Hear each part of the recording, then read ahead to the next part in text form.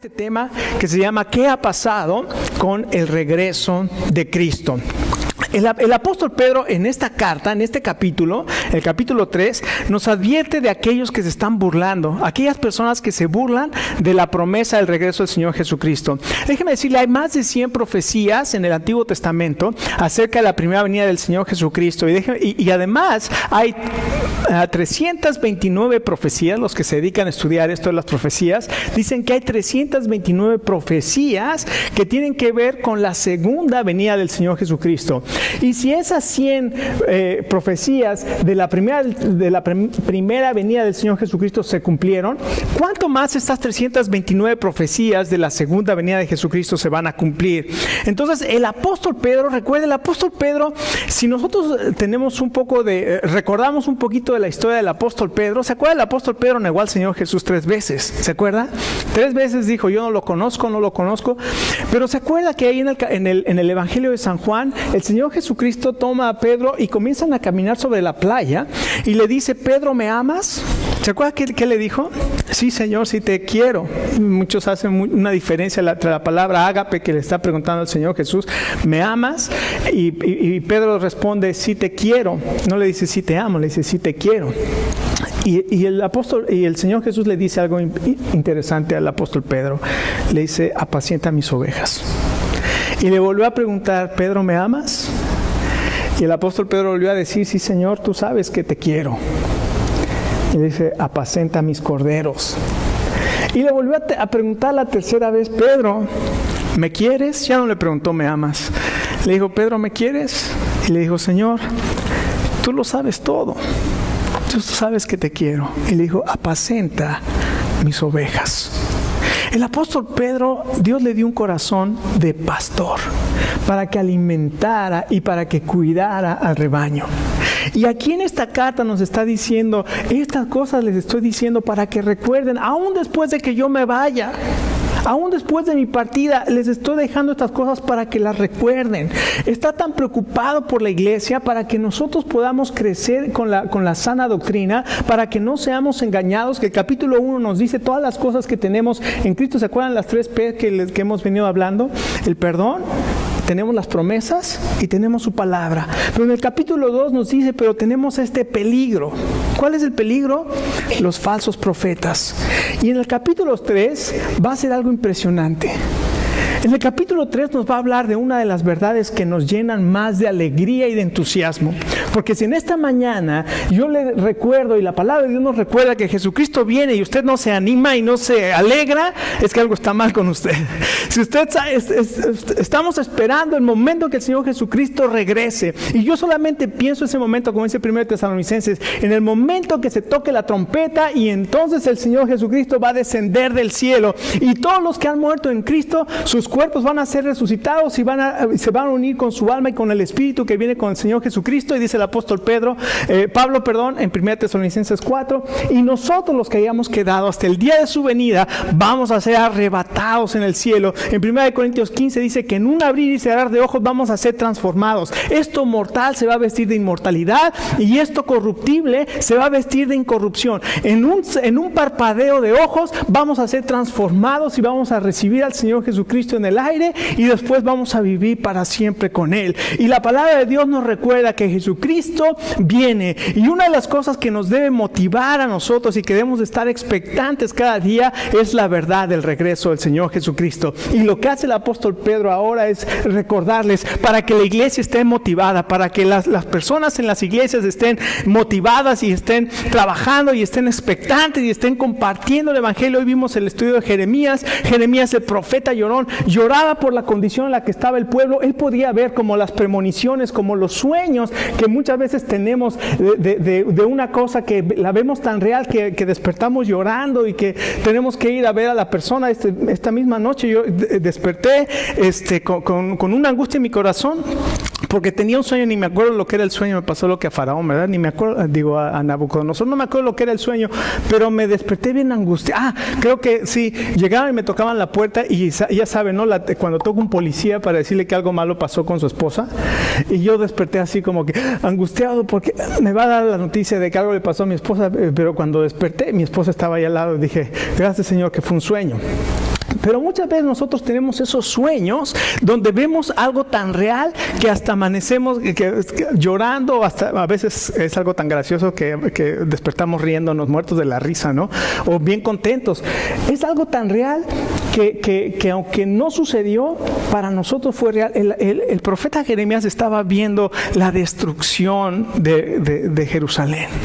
Está viendo cómo en su profecía, él en su mente, en su visión, ya Dios le había dicho esto es lo que va a suceder, y Jeremías llora por el pueblo que no obedece y que no escucha la palabra de Dios, por más que le está diciendo vienen los babilonios y van a destruir, y la gente jiji, nosotros somos sabios porque tenemos la palabra de Dios, aunque no la cumplían. Déjenme decir, es lo que está haciendo Pedro, y les está recordando a la iglesia: hermanos, el Señor Jesucristo viene. Pero ¿qué está pasando?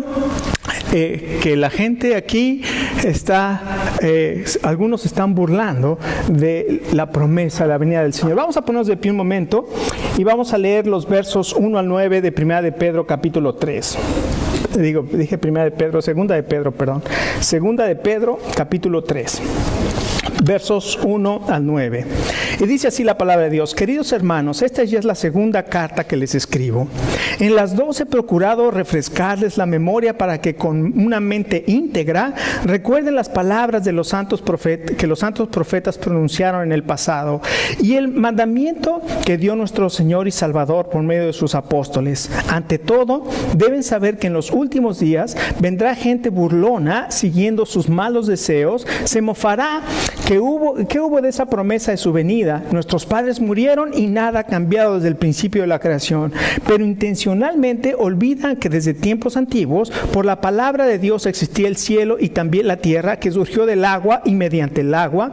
Por la palabra y el agua, el mundo de aquel entonces pereció inundado. Y ahora, por esa misma palabra, el cielo y la tierra están guardados para el fuego, reservados para el día del juicio y de la destrucción de los impíos. Pero no olviden, queridos hermanos, que para el Señor un día es como 1000 años y 1000 años es como un día.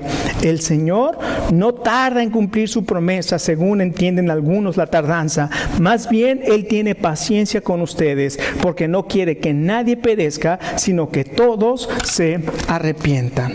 Padre, queremos darte muchas gracias por estas palabras que nos recuerdas, Señor, para que no nos olvidemos de tus promesas. Y Señor, de una de las promesas más grandes que tenemos en esta tu palabra, que es el seguro regreso de tu Hijo Jesucristo a esta tierra. Señor, ayúdanos, danos sabiduría, abre nuestro entendimiento para que podamos entender esta verdad. Y Padre, que seamos animados, que seamos confortados. Señor, tal vez que seamos despertados este día. Lo pedimos, Padre, en nombre de nuestro Señor Jesucristo. Amén. Amén. Tome asiento. Fíjense cómo Pedro cambia la manera de hablar.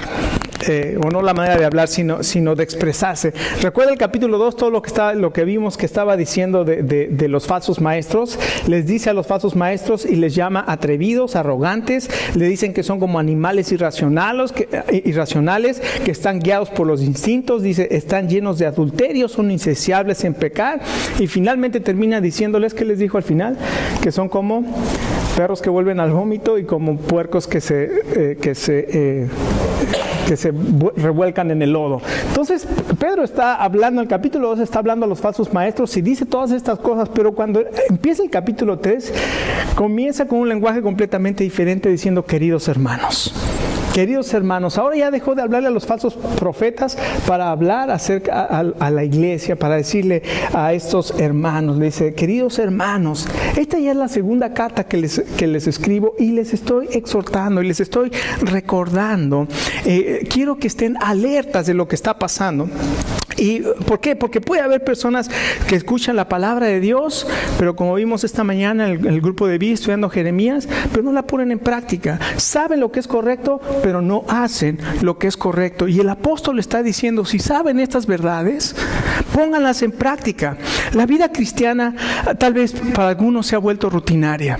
Tal vez para algunos se ha vuelto ya una vida de religión, o sea, ya no tiene algo que nos motive. Déjeme decirle, muchas veces me ha pasado a mí. Es decir, está pasando por un tiempo donde no se siente motivado por las cosas de Dios, donde la iglesia es una rutina que tengo que cumplir el domingo, no es un deseo de mi corazón asistir a la iglesia. Déjeme decirle, tal vez Dios quiere hablar con usted esta mañana y quiere recordarle las cosas importantes en su vida. Le quiere decir, ¿qué vas a hacer? Si mañana mueres, ¿qué va a suceder? Si mañana no vas a tener otra oportunidad, hoy es el día. Déjeme decirle, las últimas semanas Dios ha estado hablando en mi corazón y me ha hecho tener en mi mente que si hoy es el último día de mi vida, ¿cuánto tiempo ya he desperdiciado de mi vida pensando mañana? Y lo que está diciendo aquí, si la vida cristiana se ha vuelto una rutina, si se ha vuelto aburrida, debemos recordar. Y no hay nada más tal vez motivante que podamos tener que recordar que el Señor Jesucristo viene en cualquier momento. Amén. El Señor Jesucristo viene en cualquier momento. Por eso en la Biblia dice que nos saludemos diciendo que el Señor viene. Maranata. ¿Cómo termina el libro de Apocalipsis diciendo el Espíritu y la novia dicen ven? Y el que oye dice ven, Maranata, ven Señor Jesús. Eso deben ser las palabras que nos deben animar cada día, porque estamos cada día más cerca del regreso de nuestro Señor. Así es que Pedro sabe que hay algunos que se están burlando y están diciendo, ¿cómo crees? Mira, ya pasaron 2000 años de que dijo que el Señor que iba a regresar y no ha regresado. ¿Dónde está la promesa de su venida? ¿Qué ha pasado con esa promesa? Pero aquí les dice varias cosas. Aquí habla de 3 cosas. Le dice, los profetas declararon esta promesa. No solamente los profetas la declararon, sino además los burladores están difamando la promesa. Pero además dice, Pedro lo que va a hacer es describir lo que va a suceder con esta promesa. Así es que en primer lugar vamos a ver la declaración de la promesa. En los versos 1 y 2, Pedro se enfoca en la promesa del regreso del Señor Jesucristo, porque estaban algunos atacando duramente esta promesa de que el Señor Jesucristo va a regresar. Algunos estaban negando lo que la Biblia llama la esperanza bienaventurada y la manifestación gloriosa. El apóstol Pablo escribe también y dice que estamos esperando esa esperanza bienaventurada y esa manifestación gloriosa, el día en que el Señor Jesucristo regrese. Y aunque es una manifestación gloriosa y es una esperanza bienaventurada, algunos venían y se burlaban y decían, eso no va a pasar, o eso no va a suceder, o ¿dónde está? ¿No? Que ya el Señor Jesucristo iba a venir. Y los cristianos estamos esperando ese momento glorioso cuando el Señor Jesucristo regrese en las nubes del cielo. Déjeme decirle, la segunda venida, como dije hace un momento, se menciona más de 329 veces en la Biblia. El Señor Jesucristo va a volver. El Señor Jesucristo va a volver, y el apóstol Pedro les recuerda a la iglesia y les dice, el Señor Jesucristo va a volver. Y les dice una cosa. Anunció y fue proclamada esta promesa a través de ¿quién? En primer lugar fue a través de los profetas. Y les dice aquí, recuerden las palabras que los santos profetas pronunciaron en el pasado. Y cuando nosotros revisamos el Antiguo Testamento y las promesas, sobre todo la de la segunda venida, ¿saben que la doctrina de la segunda venida del Señor Jesucristo es la más anunciada solamente después de la doctrina de la salvación en la Biblia? O sea, lo único que es que se menciona más veces en la Biblia que la segunda venida es la doctrina de la salvación. Pero después es la segunda venida.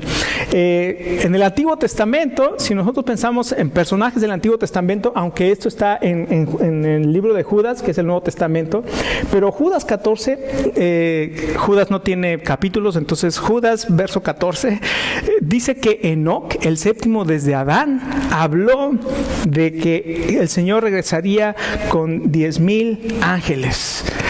Desde el séptimo desde Adán, o sea, Adán y después su séptimo descendiente, que fue Enoc, Él declaró, el Señor viene con 10,000 de sus ángeles. No solamente él, varios profetas, Isaías varias veces profetiza, muchas veces Isaías o Jeremías o esos profetas ni siquiera sabían que estaban profetizando de dos venidas o de la primera y la segunda venida. Para ellos, muchas veces lo que escribían para ellos era un solo evento, porque dicen algunos, lo que sucedía con Jeremías, Isaías y todos ellos, es que imagínense que estén en un valle y ellos veían hacia el frente y lo único que veían era un pico, pero no sabían que detrás de ese pico había otro. Entonces solamente veían un solo evento sin ver el que venía detrás, que era la segunda venida del Señor Jesucristo. Pero Zacarías, por ejemplo, profetiza que cuando Jesucristo regrese va a poner sus pies sobre el monte de los olivos y el monte de los olivos se va a partir en dos y ahí se va a librar la batalla del Armagedón en ese valle que también está en el libro de Apocalipsis. Y eso concuerda claramente cuando el Señor Jesucristo se va y está con sus discípulos y asciende al cielo. ¿Se acuerdan? En el libro de Lucas y en el libro de los Hechos, que están ahí todos viendo cómo asciende y de pronto se acercan dos ángeles y le dicen, ¿qué están viendo arriba? Este mismo Jesús que fue tomado de entre ustedes, así volverá. El Señor Jesucristo va a volver y va a poner físicamente, que los testigos de Jehová dicen que ya regresó y que fue espiritual. Eso es basura, eso es una falsa enseñanza. El Señor de la Biblia dice que todo ojo le va a ver. ¿Saben que todo ojo le va a ver? Eso no podía suceder antes de los satélites y del internet y de tantas cosas que tenemos. Nadie va, porque si regresa en Jerusalén nosotros no lo íbamos a ver si no hubiera transmisión, ¿verdad?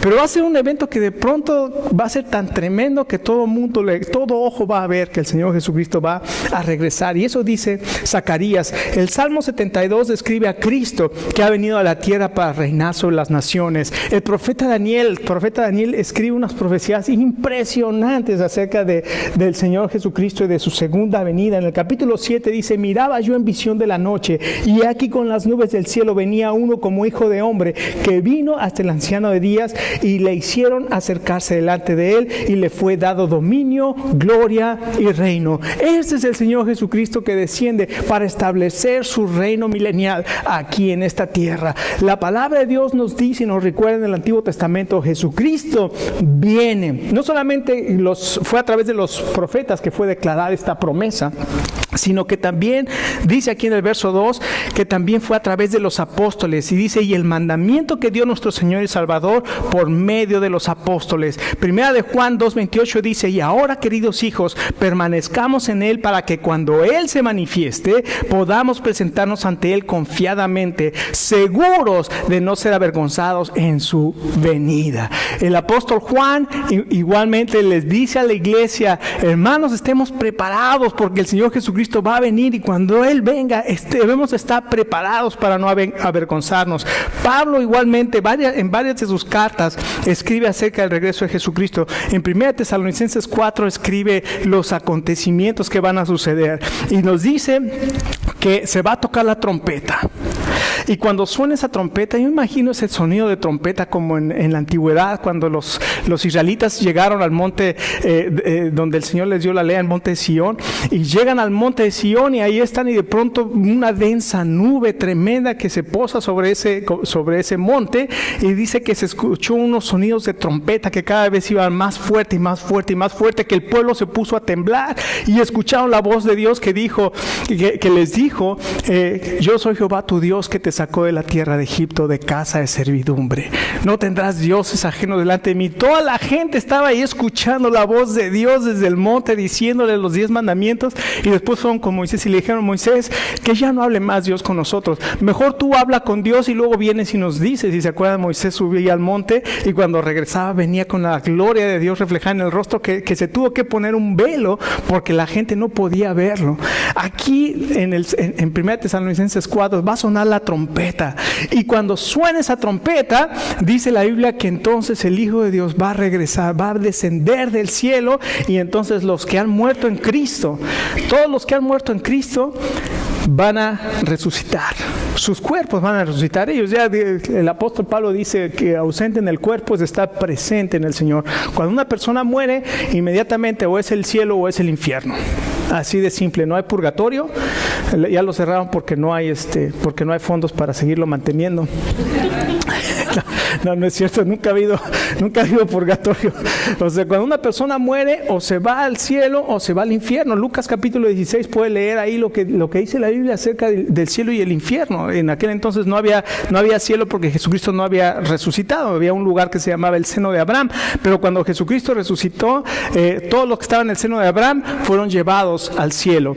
Entonces, cuando una persona muere, si ha pasado por la sangre de Cristo, si ha confesado a Jesucristo como su Salvador y ha sido limpiado por su sangre, va a ser llevada inmediatamente a la presencia del Señor.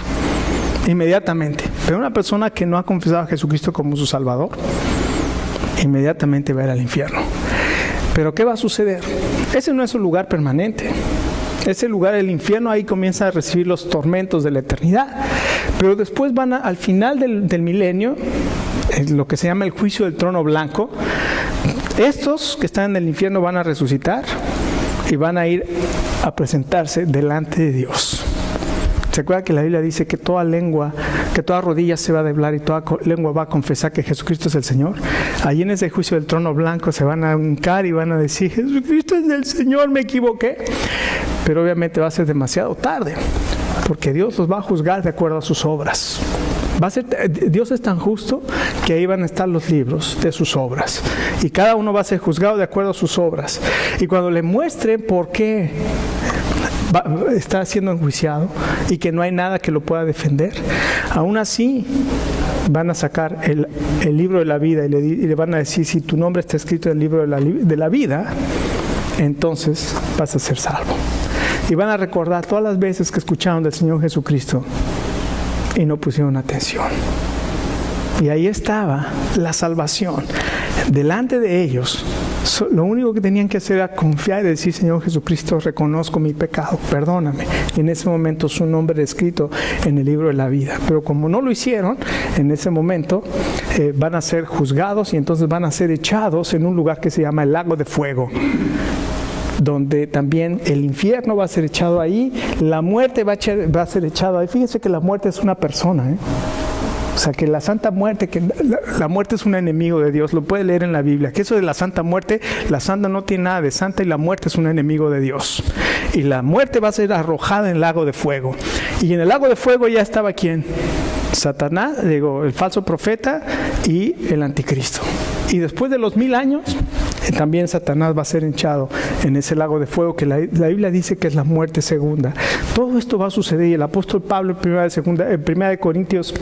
1 Tesalonicenses 4 habla de esos eventos. Jesucristo va a regresar, los muertos en Cristo van a resucitar, luego nosotros los que vivimos vamos a ser transformados, vamos a ser arrebatados. Es lo que se llama el arrebatamiento. Si alguna vez ha escuchado eso del arrebatamiento de la iglesia, eso quiere decir que Jesucristo viene en las nubes y toda la iglesia, todos los creyentes en todo el mundo van a desaparecer de aquí, van a ser llevados. Y en todas las grandes noticias, CNN y todo, ¿verdad? CNN en español, breaking news, millions disappear from the earth. ¿Y por qué lo dije en inglés? No podía decir porque dije CNN, ¿verdad? CNN en español. Van a dar la noticia de que millones desaparecen de la tierra, los extraterrestres se lo llevaron, ¿verdad? Entonces vamos a tener que buscar a E.T. E.T. go home. Entonces todas estas cosas van a suceder. Así es que las profecías acerca de Jesucristo, escuche, las profecías acerca de Jesucristo y todas estas, sobre todo la segunda venida de Jesucristo, son una de las dos cosas que los apóstoles predicaban para establecer el hecho de que Jesucristo o que Jesús es el Cristo. Cuando ellos hablaban acerca de las profecías, ellos hablaban, todo esto se cumplió de acuerdo a lo que estaba escrito.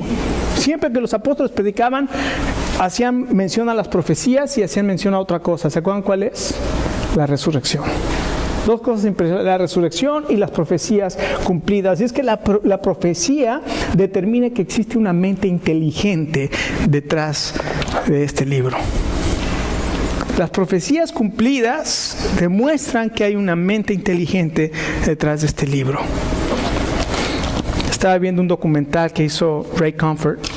Él se dedica a hacer documentales y fue a unas universidades en California con profesores que tienen doctorados y todo esto, a preguntarles acerca de la evolución. Y entonces nada más vi los cortos, lo que le llaman aquí los teasers, y les estaba hablando y les decía, entonces la evolución es algo seguro. Sí, la evolución es algo seguro. ¿Y qué se necesita para saber que es algo seguro? Bueno, sabemos que hay un proceso. Dice, ¿me puede dar un ejemplo de algún proceso o algún, como le llaman aquí, el eslabón perdido que se haya encontrado? No, hay muchos. No, nada más deme uno. No, yo le puedo decir millones. Nada más dígame uno. No había ninguno que pudiera decir de aquí, de una rana, de repente se convirtió en un mono. ¿Dónde está ese missing link entre la rana y el mono? ¿Dónde está?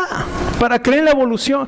Y una de las doctoras dijo, lo que pasa es que las personas que no creen en la evolución les falta imaginación. Y le dijo, precisamente eso es lo que pasa. Nosotros no estamos creyendo fábulas, dijo el apóstol Pedro en el capítulo 1.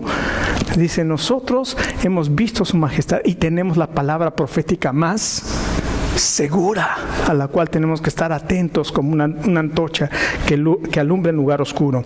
Entonces, no solamente vemos aquí la proclamación de la promesa o la declaración de la promesa, sino vemos en segundo lugar la difamación de la promesa. En los versos 3 y 4, el apóstol dice que algunos van a negar que Jesucristo ha regresado o que vaya a regresar. Y estas personas aparentemente presentan un razonamiento lógico. Y ellos dicen, este es el razonamiento: ¿qué hubo de la promesa de su venida? Nuestros padres esperaron y murieron y no pasó nada. En otras palabras, el método científico, observación. Vamos a observar lo que ha pasado en la historia. Y la historia dice que esto no pasó, entonces nunca va a pasar. Dios le dijo a Noé, que ahí está el ejemplo. Ellos ignoran voluntariamente que por la palabra de Dios fue creado el mundo y que por el agua pereció. ¿Se acuerdan? La observación. Así es que el comportamiento humano, dicen que en el comportamiento humano lo que sucedió en el pasado es la mejor predicción para el comportamiento futuro. Pero déjeme decirle, eso no funciona con Jesucristo. ¿Por qué? Porque, por ejemplo, mi esposa nunca ha tenido un ticket. ¿O sí, Lynn? Desde que manejas, nunca te han dado una infracción. ¿Eso quiere decir que nunca le van a dar una infracción? Pero digo, si yo he observado durante, ¿cuántos años llevas manejando? Muchos, ¿no? Digamos, vamos, yo me llevo los que a ella le corresponden, pero esa es otra historia. Pero si yo hago una observación y digo, durante 25 años Lina no ha tenido ninguna infracción, ¿eso quiere decir que los próximos 25 años no va a tener ninguna infracción? No, ¿verdad? Porque no sabemos lo que va a suceder en el futuro. Y esto es lo que sucedió, o lo que está sucediendo. Nuestros padres vivieron y murieron y no pasó nada. Y por lo tanto, Jesucristo no va a regresar. Ese es un razonamiento equivocado. Ahora, el apóstol Pedro va a contestar esa pregunta de qué es lo que pasó con el regreso del Señor Jesucristo. Pero antes de contestar esa pregunta, Pedro hace una declaración impresionante donde muestra el carácter que hay, una vez más, como en el capítulo 2, va a mostrar lo que realmente hay en el corazón de las personas. Y en primer lugar, vemos el carácter de los difamadores. ¿Quiénes son estos difamadores? El apóstol los describe como burladores. Esta palabra se refiere a personas que actúan jugando como niños. O sea, no toman en serio lo que debe ser tomado en serio. Y déjeme decirle, ¿usted quiere leer lo que dice la palabra de Dios acerca de los burladores? Lean Proverbios capítulo 1, a partir del verso 18. Dice cosas impresionantes. ¿Hasta cuándo, oh simples, amaréis la simpleza? Los burladores desearán el burlarse y los aborrecedores despreciarán la ciencia. Vuélvanse a mi reprensión y yo derramaré mi espíritu sobre ustedes. Pero por cuanto llamé y no quisieron oír, por cuanto extendí mi mano y no hubo quien atendiese, entonces me reiré cuando venga sobre ustedes la calamidad, cuando sobre ustedes venga destrucción como un torbellino, entonces me llamarán y no responderé. Qué tremendo. Serán dice ahí Proverbios 1, serán hastiados de sus propios consejos. Dios está extendiendo su mano y la gente se burla. Ja, ja, ja, jijiji. El Señor Jesucristo murió en una cruz con clavos en sus manos y en sus pies con una corona de espinas, y la gente se burlaba. Y hoy la gente se sigue burlando del amor de Dios mostrado en Jesucristo en la cruz del Calvario. La gente se burla de ese amor de Dios, pero quieren seguir viviendo en su borrachera y en su fornicación y en su adulterio y en las fiestas. Y el Señor Jesucristo tiene sus brazos abiertos esperando a todo aquel pecador que se quiere arrepentir, para abrazarlo, para limpiarlo de sus pecados, para darle una nueva vida y perdón de pecados. Pero les está diciendo aquí el carácter de los difamadores, burladores, que no toman en serio lo que realmente es en serio. Y no solamente el carácter, sino el corazón. Dice aquí que siguiendo sus malos deseos se mofarán. Esto quiere decir que van a andar de acuerdo a sus concupiscencias. Escuchen, el problema de estas personas no es intelectual. No es que no crean o no es que no comprendan lo que significa que Jesucristo haya muerto en una cruz. No, eso no es su problema. Su problema, ¿sabe cuál es? Su problema es moral. El problema de estas personas es una cuestión moral, no es intelectual. Ellos quieren seguir viviendo de acuerdo a sus malos deseos, a sus concupiscencias, a sus deseos prohibidos. ¿Y sabe qué? No le conviene creer en Jesucristo. Le preguntaban a un señor que si creía en Dios. Le dijo, no. Dice, pero ¿usted sí ha oído hablar de los mandamientos de Dios? Sí. Le dijo, ok, ¿usted alguna vez ha robado algo que no es suyo? ¿Alguna vez ha tomado algo que no es suyo? Sí. ¿Alguna vez ha visto a una mujer y la ha deseado en su corazón? Sí. Dice, bueno, ¿sabe que el Señor Jesucristo dice que eso es adulterar? Sí. Ok. ¿Alguna vez ha usado el nombre de Dios en vano? Y hasta dice una palabrota ahí, ¿no? Usando a Dios. Sí. Y dice, bueno, por su propia admisión, es usted un mentiroso, un adúltero, un blasfemo y un ratero. Sabe que a usted no le conviene encontrarse con un Dios santo que le va a pedir cuentas, y por eso usted no quiere creer. Ese es el problema de las personas. No quieren saber que se tienen que enfrentar a un Dios santo y que tienen que dar cuentas de sus malos deseos. Ese es el problema de los que no quieren creer. No es intelectual, es un problema moral. Y finalmente el apóstol se dispone a responder la pregunta. Verso 4. La descripción de la promesa. En estos versos entonces se presenta del 5 al 9, se presentan las razones por las cuales Jesucristo no ha regresado. Y usa dos ilustraciones. El juicio pasado. Le dice, los burladores ignoran voluntariamente la creación. Salmo 19 dice, los cielos cuentan la gloria de Dios y el firmamento anuncia la obra de sus manos. Romanos 1 dice que las cosas invisibles de Dios, su eterno poder y deidad, son claramente visibles por medio de las cosas creadas. Por tanto, dice, no tienen excusa, pues habiendo conocido a Dios, no le glorificaron como a Dios, ni le dieron gracias, sino que se envanecieron y su necio corazón fue entenebrecido. Profesando ser sabios, se hicieron necios. La creación muestra la gloria de Dios y aún así la gente ignora a Dios. No solamente eso, la creación dice que fue hecha de nada. Dios habló y dice, fue creada por la palabra de Dios. Todo fue creado por la palabra de Dios. No había nada y el Señor habló y todo fue creado. Dijo, sea la luz, se hizo la luz y produzca la tierra hierba verde y luego los animales del campo. Y Dios hizo todo con su palabra. Y después algo maravilloso, dice, y creó Dios al hombre. A la imagen de Dios lo creó, varón y hembra los creó. Y luego dice que tomó Dios al hombre y sopló en él aliento de espíritu de vida. Déjeme decirle, es algo maravilloso saber que nosotros somos creados a imagen de Dios, somos diferentes a todo el resto de la creación, porque en ninguna parte de la creación Dios sopló su espíritu, pero al hombre le dio su espíritu. Pero ¿qué sucede? El aumento de la maldad, la inmoralidad, la borrachera, vea Génesis capítulo 6, la violencia, y Dios dice, me arrepiento en mi corazón. No es que Dios se hubiera arrepentido, está usando un lenguaje que nosotros entendemos. Me arrepiento en mi corazón haber hecho al hombre, a partir de hoy será sus días 120 años. Y uno dice, de ahí redujo la edad. No, 120 años de ese momento a que iba a venir el diluvio. Pasaron 120 años, le dijo a Noé, construye un arca porque va a venir un diluvio. Y ahí vienen los observadores. Hemos pasado miles de años y no ha pasado ningún diluvio, por lo tanto, concluimos, no va a haber ningún diluvio. Lo que acaban de decir los burladores. ¿Y qué sucedió? Moisés construyó un arca, pero era un arca chiquita, era el arca del pacto. Esta arca era grandota, la de Noé. Y Noé construye un arca, 120 años se tardó en construir el arca. Y durante esos 120 años, la gente venía, ¿qué estás haciendo, Noé? Va a venir un diluvio. El arca daba testimonio del diluvio y dice la Biblia que Noé era pregonero de justicia, es decir, que anunciaba la justicia de Dios, estaba profetizando y estaba hablando y estaba diciendo va a venir un diluvio. 120 años predicó y ninguno se convirtió, pero todos fueron bautizados. No, de verdad nadie se convirtió, pero todos se bautizaron. Así pasa a veces. ¿Ok? ¿Y qué sucedió? La gente de aquel entonces se burló y no vinieron al Señor.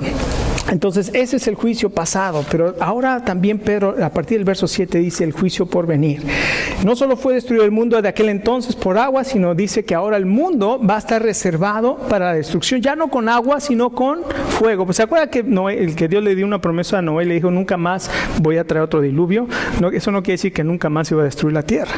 Dice, ahora está reservada para el fuego. O sea, va a haber un juicio futuro y todos los burladores, todos los falsos maestros, todos aquellos que rechazaron el amor de Dios y prefirieron seguir viviendo sus vidas alejados de Dios, van a ser destruidos en ese juicio. Este mundo va a ser completamente destruido y Dios va a formar un cielo nuevo y una tierra nueva, dice Apocalipsis 21. Así es que ese día ya está establecido. Ya Dios sabe en qué momento. ¿Cuándo va a suceder esto? Pedro dice que el tiempo de Dios es diferente. Puede ser en un día. Y un día pueden ser ¿cuánto? 1000 años. Y 1000 años pueden ser 1000 años, pero para Dios 1000 años es un día. Cuando nosotros tratamos de entender eso, simplemente, déjenme decirles, yo nunca he estado en la eternidad. No sé cuándo me va a tocar, pero nunca he estado en la eternidad. Pero cuando uno entra en la eternidad, el concepto del tiempo se acaba, me imagino, es lo que me imagino. Nosotros vemos el pasado, el presente y el futuro, pero para Dios todo es un eterno presente. Entonces, pensar, ni siquiera voy a pensar porque mi cerebro las neuronas empiezan a hacer cortocircuito y aquí me voy a caer. Entonces mejor no pienso en eso. Pero lo que sí sé es que la palabra de Dios dice, el Señor Jesucristo dijo, ciertamente vengo, ¿cuándo? En breve. El Señor Jesucristo viene pronto, en cualquier momento. ¿Cuál es la respuesta? ¿Por qué Jesucristo no ha venido? ¿Por qué Jesucristo no ha venido? Verso 9. Porque Él es paciente para con nosotros y no quiere que ninguno perezca, sino que todos procedan al arrepentimiento. ¡Qué Dios tan maravilloso! Porque para algunos, si el Señor viniera hoy, muchos estarían perdidos por la eternidad. Pero porque Dios es misericordioso, hoy todavía tienen la oportunidad de decirle, Señor Jesús, gracias por tu amor, perdóname. Yo creo que tú eres el Salvador, tú eres el Cristo, el Hijo de Dios. Sálvame, y en su misericordia Dios nos puede salvar. Vamos a terminar en oración. Padre, muchas gracias.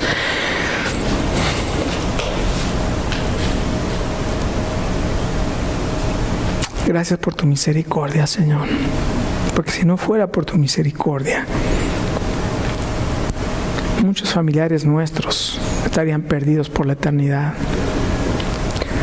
Muchas personas que nosotros conocemos, vecinos, amigos, estarían perdidos por la eternidad. Sin embargo, Señor, tú eres paciente.